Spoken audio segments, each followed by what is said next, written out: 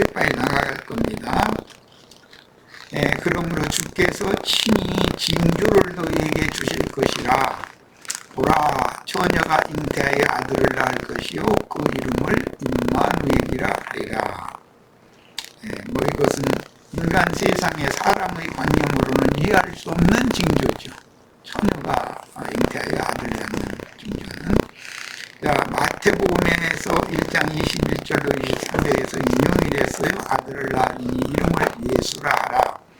이는 그가 자기 백성을 그들의 죄에서 구원할 자이시니라 하니라. 여기 자기 백성을 구원하는 거예요. 자기 백성은 구원할 수가 없죠. 자기 백성은 그러면 요한복음에서는 세상에 있는 자기 사람들을 사랑하실 때 끝까지 사랑하셨다, 그런 개념이니까 결국은 회개하고 복음을 믿음으로 받아들인 사람, 예수를 주와 그리스도로 믿은 성도들을 의미하는 말이에요. 그들을 구원한다. 이 모든 일이 된 것은 주께서 선지자로 하신 말씀을 이루려 하시니 이르시되 보라, 처녀가 잉태하여 아들을 낳을 것이요 그의 이름은 임마누엘이라 하리라 하셨으니 이 일을 번역한즉 하나님이 우리와 함께 계시다 함이라. 완전자이신 하나님의 영인 성령과 남자를 알지 못하는 즉 동침하지 않은 처녀와 맺은 생명의 연합도 비밀스럽고, 이것은 하나님의 영과 사람의 영이 연합하는 것, 그리고 주합하여 한 영이 되는 게 비밀이다 이 말이에요.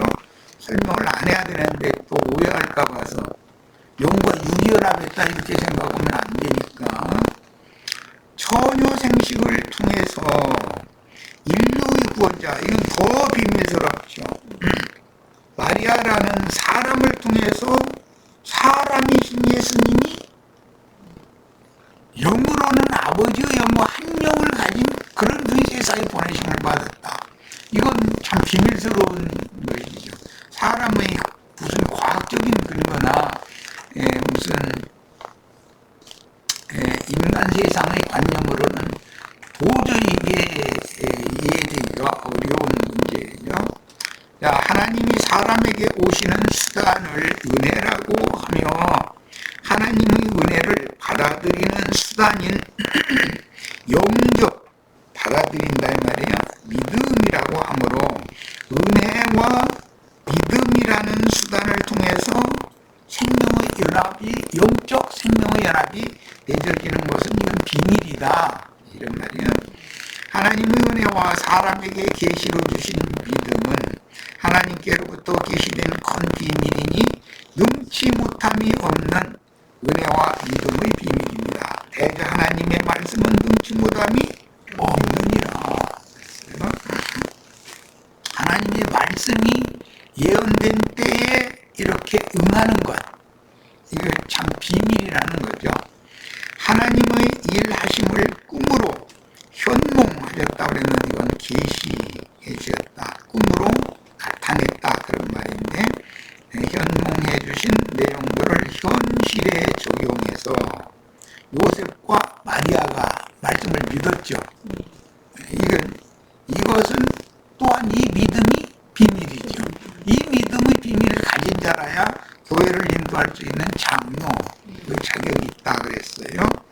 하나님의 지시에 순종한 요셉의 믿음이나 하나님의 말씀을 전해준 천사의 지시를 믿음으로 받아들인 마리아의 믿음은 이것은 아브라함과 사라의 믿음이 성취된 사실이다는 말이야.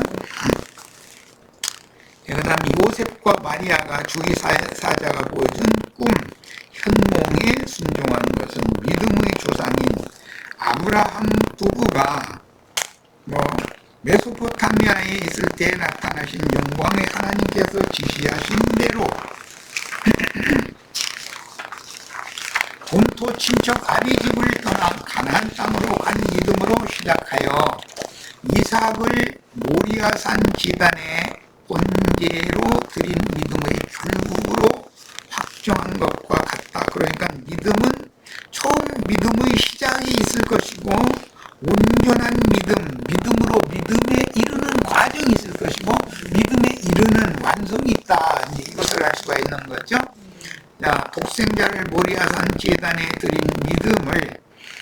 신약시대에 재현하여 믿음으로 아들을 낳고 길러서 하나님의 것으로 되돌려드림으로 아브라함의 믿음을 확증받았듯이 그 영으로 부활 승천하여 인자 예수의 신성만이 아니라 예수의 혼, 즉 인성까지도 하나님의 영광을 취함으로 믿음을 완성했는데, 믿음을 완성한 것은 육체로는 죽음을 당하시고 영으로는 부활 승천해서 예수님의 영뿐 아니라 혼까지도 하나님의 영광에 올라가셨다. 이걸 승천이라고 그런다. 이 말은 승화되었다라고는 말이지 물질적인 어떤 공간 이동을 했다는 말이 아니에요. 지부하신 하나님의 영광에 참여했다, 그런 말이에요. 자, 창세기 20장 3절, 그 밤에 하나님이 아비멜렉에게 현몽하시고 이렇게 표현했는데, 이건 이제 꿈이라는 말인데 꿈으로 나타냈다, 그런 말이에요. 현몽이라고 했어요. 창세기 31장 24절에도 같은 현몽이라는 용어가 나왔고, 민수기 12장 6절에 설명이 나왔는데, 나 여호와가 환상으로 나를 그에게 알리기도 하고 꿈으로 그와 말하기도 하거니와, 모세와는 이렇게 한다는 거예요. 이 말씀, 이런 것이 현몽이다. 꿈으로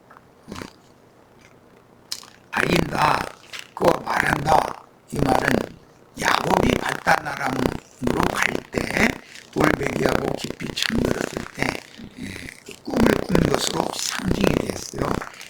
이제 꿈 이야기는, 이것은 실제로는 영적으로 이상과 계시를, 하나님의 뜻을 사람에게 계시해주는 수단이다, 그런 말이에요. 자, 쭉 내려가서 사도행전 2장 17절을 보겠습니다. 하나님이 말씀하시기를 말세에 내가 내 영을 모든 육체에게 부어주리니. 이건 참으로 중요한 말이죠. 예수님은 이 땅에 오셔서 사역을 하신 그때가 말세죠. 옛적에는 선지자들을 통해서 하나님이 말씀하셨고, 그 다음에 이 모든 날의 마지막에는 아들로 말씀을 하셨고, 그랬는데 그 이 모든 날의 마지막이라는 것이 말세다 이거예요. 예수님이 인자로 오셨을 때의 말세는 율법과 선지자의 때의 종교를 의미하는 말이에요. 이제 우리들의 때 또 말세죠, 지금. 자, 이 말세는 이방인의 때를 마감할 때가 됐다라는 뜻이에요. 그 천년이 차면 이제 물질적인 인간 세상에서 더 이상 구원자를 파송하시거나 구원하실 사람들이 없게 되는 구원사의 종결 마지막 때가 또 오는 것이죠. 그 천년이 찰 때. 이걸 말세라고 그래요. 말세에는 내 영을 모든 육체에게 부어주리니, 그러면 이 말씀은 내가 여러 번을 인용하지만 창세기 6장에서 노아의 때, 이제 세상 심판의 표적의 때죠. 물로 심판했던 그때 하나님의 아들들이 사람의 딸들의 아름다움을 보고 자기의 아내로 다 삼았다는 거예요. 그래가지고 네피림, 큰 자들을 낳았다는 거예요. 그것은 하나님께서 더 이상 인간들과 함께 할 수 없는 죄악이 극에 달했다는 것을 설명하는 말이기 때문에, 그래서 마귀가 죄악된 인간들의 육체를 다 사로잡고, 육체라는 건 이런 몸을 말하는 것이 아니고 혈과 육에 연합된 혼을 말하는, 마음을 말하는 거예요. 영은 죽은 상태에, 왜? 하나님의 신이 인재가 떠나버렸으니까 임마누엘로 다시 오시면 살아나는 것이고, 그런 개념을 이해하셔야 돼요. 이제 말세에는 하나님의 신이 다시 부어지는 때가 온다는 게 예언이 돼 있었는데, 이 예언을 예수를 통해서 구속을 이루시고, 구속을 이루신 후에는 살려주는 영이 되어져 가지고, 하나님이 살리는 것은 영을 살리는 것이 목적이죠. 혈육을 살리는 것이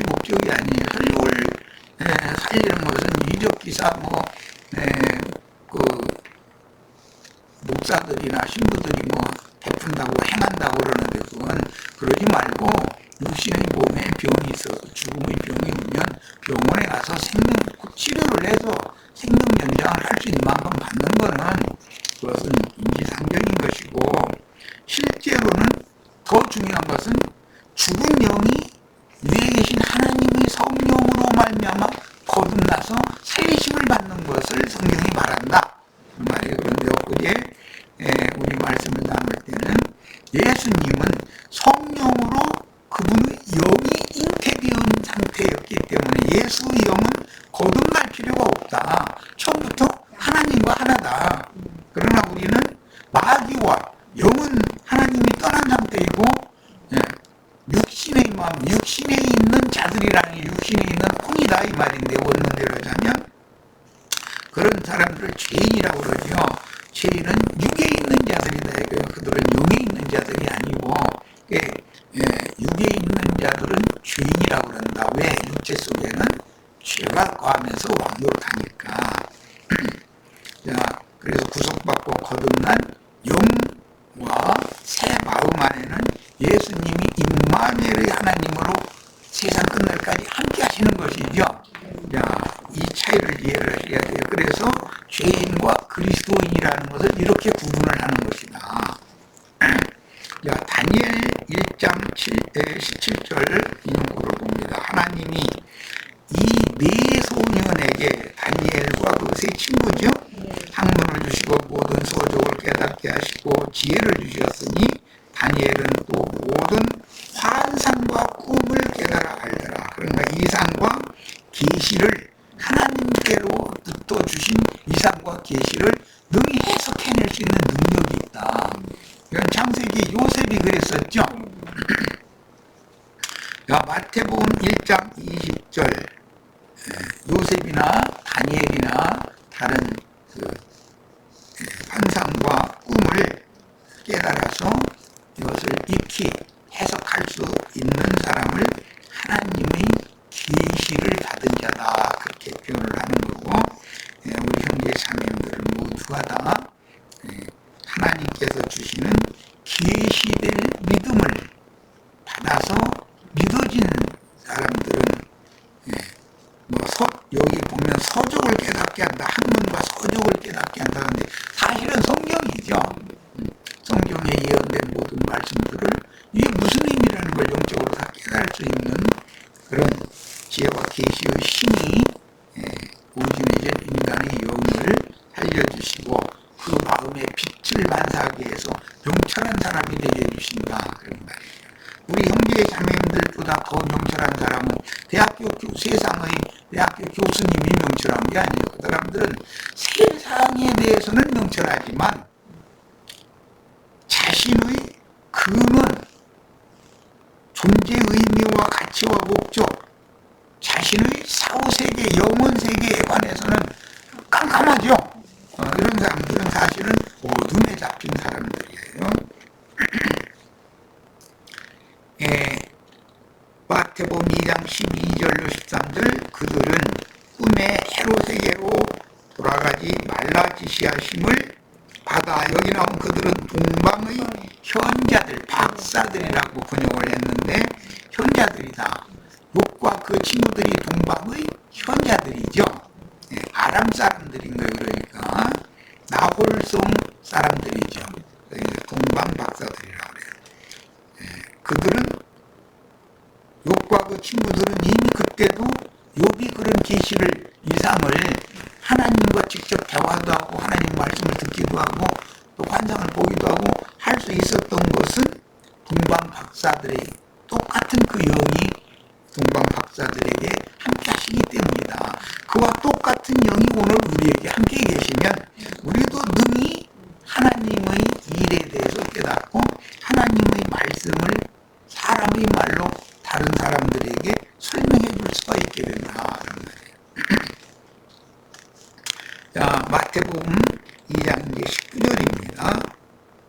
헤롯이 죽은 후에 주의 사자가 애굽에서 요셉에게 현문했다. 요셉은 발이 사자가 성령으로 잉태되어진 상태 때도 이 현몽을 받아서 믿어졌죠. 그런데 헤롯이 죽이려고 했기 때문에 두 사람을 다 죽였기 때문에 아기 예수를 데리고 애국으로 피난갔다 헤롯이 죽은 다음에 돌아왔죠. 그것도 주의 사자가 요셉에게 현몽해준 대로 순종했다는 걸 알 수 있는 거예요. 아까 내가 믿음이라는 건 영광의 하나님이 아브라함에게 나타나서 본토 친척 아비집을 일단 떠나게 만드는 거였죠. 그런데 요셉이 아기 예수를 데리고 본토 친척 아비집을 떠나는 거잖아요. 일단 떠났다가 아브라함이 애굽으로 내려갔다가 다시 돌아온 것처럼 요셉을 통해서 예수도 똑같이, 왜냐하면 믿음의 주요 또 온전케 하시는 예수니까 똑같은 것을 실현해야 되기 때문에 이제 이렇게 한 거예요. 그러니까 아브라함이 애굽으로 내려갔다가 다시 믿은 이후에 기근을 피해서 애굽으로 내려갔다는 게 돌아온 이야기인데, 그것은 아브라함의 신앙이 아직 너무 어려서 영적인 말씀에 대한 깨달음이 아직 없다는 뜻이죠. 그러니까는 기근을 만난 것이라고 이렇게 설명을 한 거예요. 뭐 그런 것까지 다 설명하면 시간이 많이 가니까 이거 다 해야 되는데 빨리빨리 그냥 넘어가겠습니다. 다 이해감도 읽으셔야 돼. 이 문구는. 자, 마태복음 2장 20절. 그러나 아켈라오가 그의 아버지 헤롯을 이어 유대의 임금됨을 듣고 거기로 가기를 무서워하더니 꿈에 지시하심을 받아 갈릴리 지방으로 떠났다. 갈릴리 지방으로 떠날 수밖에 없는, 유대 땅에 거하지를 못하고 갈릴리 지방 저 멀리 북쪽, 그 카불 땅이죠. 카불 땅으로 가게 하신 것도 하나님이 인자 예수가 30세가 되도록 사역을 준비하는 기간을 버림받은 땅, 사람들이 멸시하는 땅, 거기에서 무슨 선한 것이 나겠냐 하는 그 땅에서 하나님이 숨겨놔두고 길러냈다, 그 말이다. 우리 형제 자매님들이 어릴 때 이런저런 많은 우여곡절들도 겪고 그렇게 한 다음에 내가 믿고 싶어서 믿은 게 아니라 어떻게 하다 보니까 이렇게 믿어진 거예요.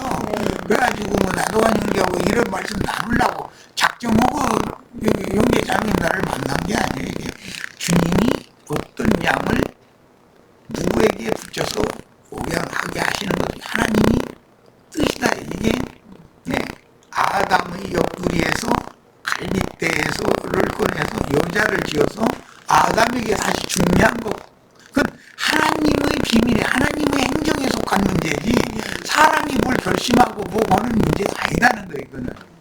그러니까 이게 믿음 세계라는 비밀스러운 거죠. 이 땅에 많은 믿는 이들이 있는데 왜 하필이면 우리와 나누는 이런 말씀들이 이거의 진리라고 믿어지게 되겠어요.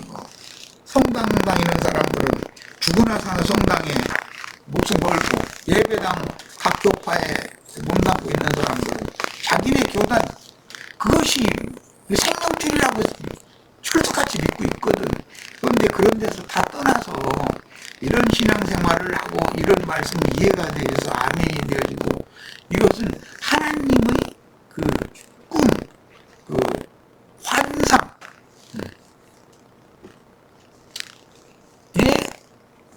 의해서 이게 믿음으로 받아들여지기, 환상을 보여주신다는 것 자체가 은혜죠.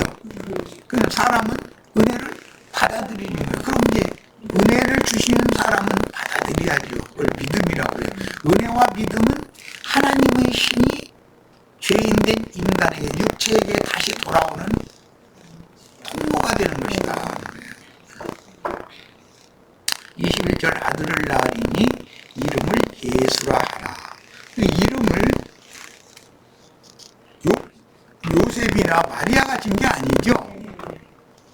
하나님이 직접 예수라는 이름을 지어줬어요. 이는 그가 자기 백성을, 여기 아까 자기 백성 얼핏 설명했는데 마귀의 전부 마귀 백성들이죠. 세상 사람들은 마귀 자녀들이잖아요. 그래서 마귀의 자녀들과 하나님의 자녀들이 어떻게 나눠지느냐? 성령으로 영이 거듭난 사람이냐? 여전히 육신에 있는 옛사람이냐? 재력도 많고 지식도 많고 세상적으로는 다 성공한 사람들이지만 다 하나님 보시기엔 하나님의 신이 함께하지 않으면 마귀의 자녀들이다. 육신에 있는 자들이다. 이 사람들은 살리심을 받은 영이 있는 자들이 아닌 거죠. 그래서 이 자기 백성이라고 하는 말은 굉장히 중요한 거예요. 요한복음에서는 아까 내가 요한복음 13장에서는 세상에 있는 자기 사람들이라고 그랬어요. 세상에 있는 모든 사람이 하나님의 예수님의 사람들이 아니죠. 믿음으로 주님을 영접한 참 제자들만이 자기 사람들이죠. 그들만 끝까지 사랑하신다고 그랬어요. 여기는 자기 백성들을 그들의 죄에서 구원하실 자이십니다. 예수라는 이름의 뜻이 이거다는 거예요. 자기 백성들을 구원하는 거예요. 마귀 자녀들을 구원하는 게 아니고, 불신자들은 마귀 자식을 계속 남기를 원하는 자들이잖아요. 그들은 어떻게 구원할 수 없어요. 아무리 믿으라고 설명을 해도, 전도를 해도, 자기 일이 바쁘고, 소를 샀으니까, 소 한 결이 샀으니까 밭갈러 가봐야 된다. 장가 들었으니까 아내를 예쁘게 해줘야 된다. 등등. 세상사 바쁘잖아요, 다. 새집 샀으니까 집수리 열어 가야 된다. 등등. 주객거리 얼마나 많겠어요. 그런데 그런 사람들은 예수님께서 생각하는 자기 백성이 아니라는 말인 거죠.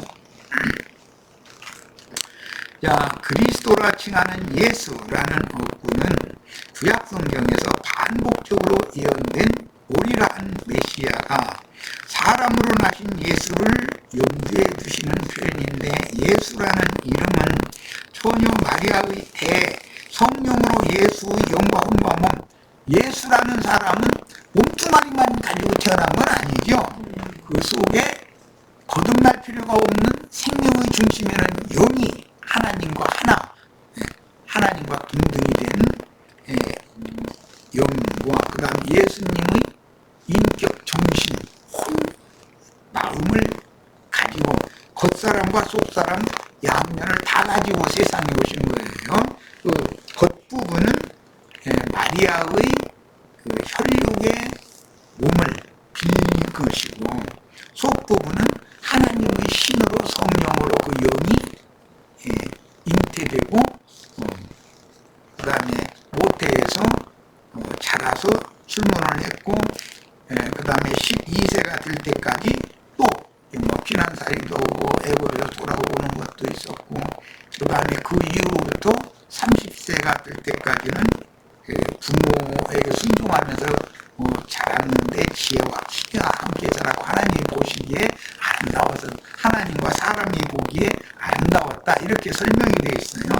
그러니까 이제 예수님의 출생과 그 다음에 애굽에 내려갔다가 돌아오고 자라는 과정이나 그 다음에 사역을 준비하는 30세가 되는 과정이나 이런 모든 것들은 구약성경에서 요셉이 아버지, 이제 어머니가 없었죠. 요셉은 친어머니는 없었죠. 배다른 어머니는 있었지만 요셉이 그런 아버지의 보호 아래서 자라가지고 애굽으로 가서 감옥살이를 하다가, 예수님이 세상에 오신 것은 세상 감옥에 오신 거예요.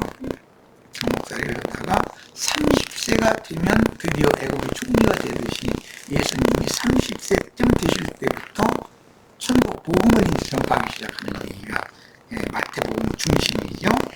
이런 과정을 잘 이해를 하시길 바래요. 그러니까 신학교에 가서 5년 공부하는 사람은 이제 일반 학부생 5년하고 신대원생 신학대학원 이제 4년이나 5년 하면 대부분 9년 혹은 10년 정도 공부하면 목사 안수 받아가지고 이제 이러는데, 그렇게 하는 것은 전부 그건 엉터리죠.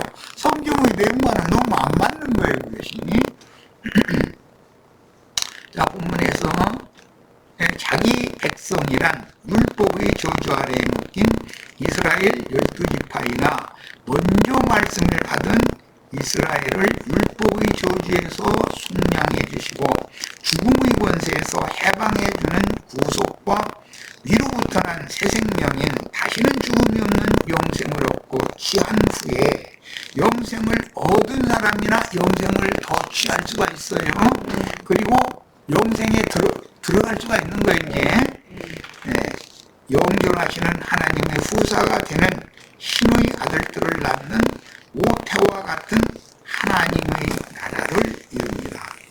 하나님의 나라라는 것은 예수 그리스도의 말씀을 통해서 구속받고 그 복음이 믿어져서 영이 거듭나고 온전케 되어질 때까지 자라는 이런 과정은 교회 시대인 것이고, 온전케 되어진 성도들이 이 육의 장막을 벗고 몸의 구속을 받아서 영의 몸으로 입혀져서 천사와 등등이 된 그 시천사들이 되어져서 신부성의 대감을 받으면 구원을 완성한 것이죠.